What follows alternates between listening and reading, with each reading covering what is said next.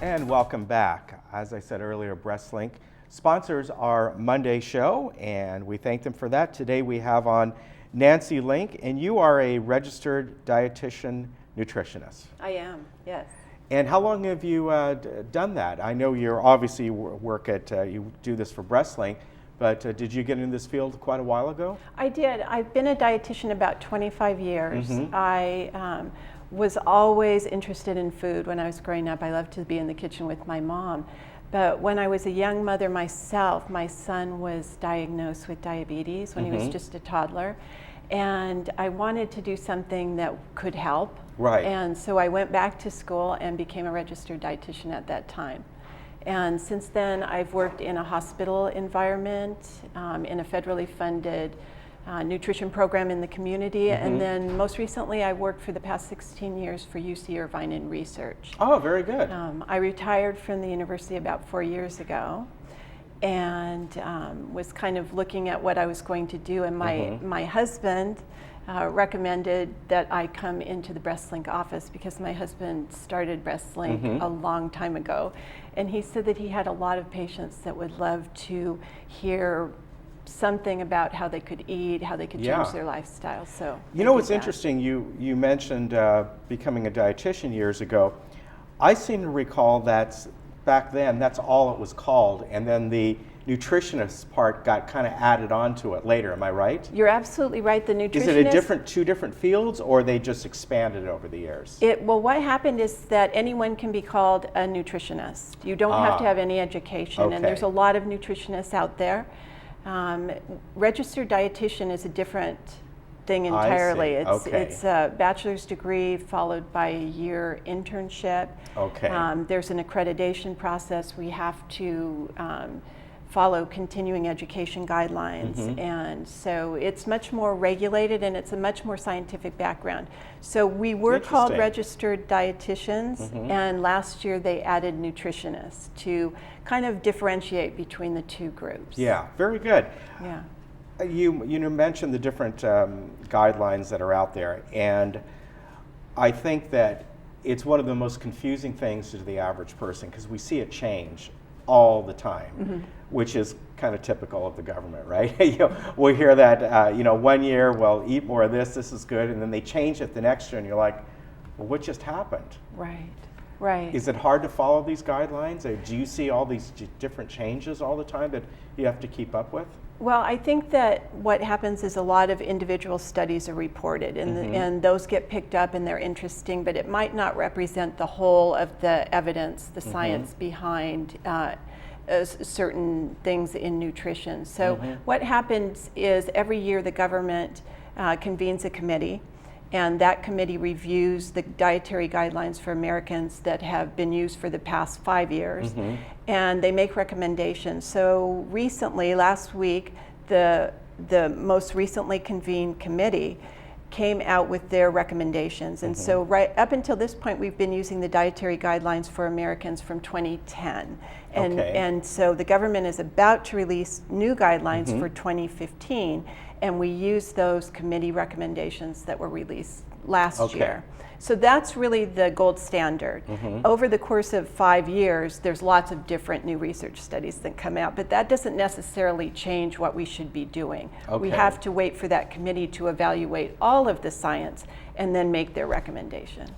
And as we know with all government agencies, there's politics behind it. It's a slow process. And lobbyists and everything else. So sometimes certain groups don't want to hear that what they represent may not be is taken down a notch, so to speak, on the guidelines. Exactly, and the population, what the committee does is it looks at the entire population, and it looks at what are the conditions, medical conditions out there, how is the health of our population, and what can they determine through a review of the scientific evidence are the changes that should be made.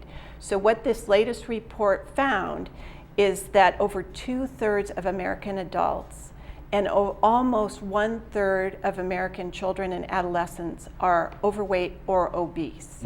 And they looked at what are the health ramifications of that, what is the result? And the result is that Americans are suffering from chronic disease at a rate that we haven't seen in the past. Over the past 20 years, it's greatly increased. So what are those chronic diseases?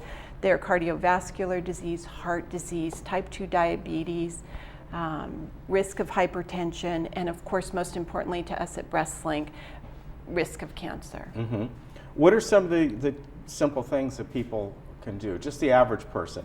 Right. As I just said, we constantly hear news reports about eat this, not that, or oh, by the way, no, we were wrong. Yes, go ahead and eat this. Right. I think it's hard to follow sometimes. It's really very hard to follow, and even for me, I can get very confused about what's going on. The most important thing to know is there's no magic bullet. Right. There's no magic diet. There's nothing that's going to cause cancer, and there's nothing that's going to protect against cancer, a single nutrient. But we do know that making good dietary choices and good lifestyle choices can reduce the risk, because we've seen that. So if I was to give someone a couple tips this morning, just off the top, I would say that we do know for sure that consuming a plant-based diet is the best way to help control weight and to reduce risk of chronic disease, because that's where you get all of the really good nutrients that you need. Right. This does not mean be a vegetarian.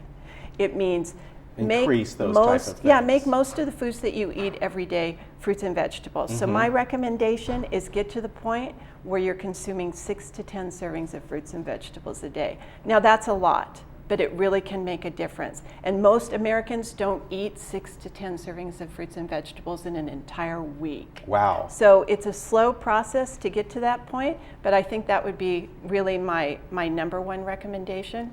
Yeah. The second thing would be Definitely. to be active. The catchphrase is decrease screen time. Turn off the television, turn off the computer, stop, responding to every single email and text message that you get on your phone. Stand up, go outside, take a walk, meet with friends, do anything that you can to increase the amount of activity you get every day. That combination of a plant-based diet and being more active is really the very best starting point out there. Yeah, I think so too. And I'm someone that I wouldn't say I eat an apple a day, but I probably eat an apple many times a week.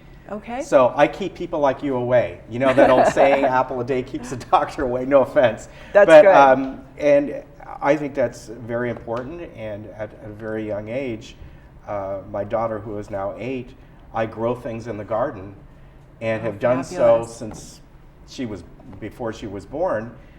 And so she loves vegetables.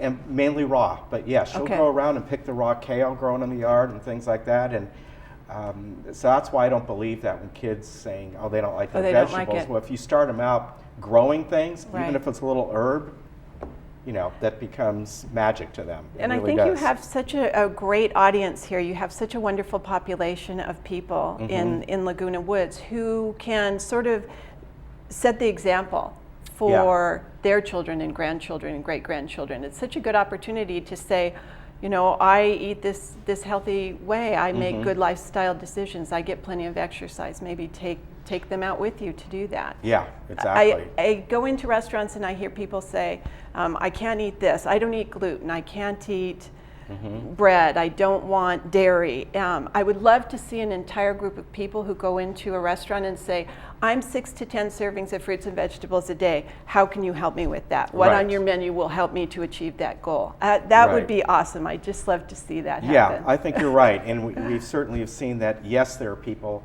who have celiac disease, gluten intolerant, but there's so many people who just go with the fad and go, I'm not eating gluten right now. Right. And that's not the answer. The answer is just what you said. Right. Definitely. How can somebody schedule an appointment with you?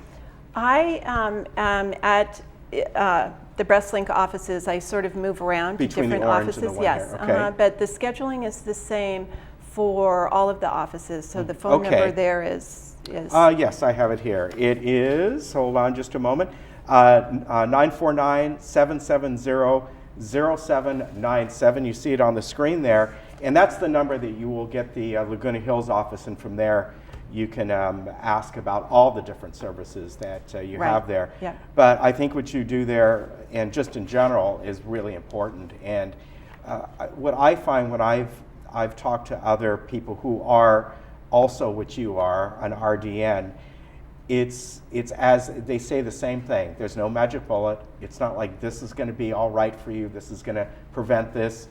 It's exactly what you said, and I think it's great advice, definitely. Oh, good. Yeah. All right, good meeting you. I'm sure we'll nice see you meeting again. Thank you so much for having me today. Yeah, I hope so. I wish Yeah. we had more time just to talk about food and all that kind of stuff, because There's that's my lots passion. more to say. There is. All right, thank you. We Okay. really appreciate it. And Nancy, I'm sure we'll see you again. Okay. All right, thanks. we'll be right back.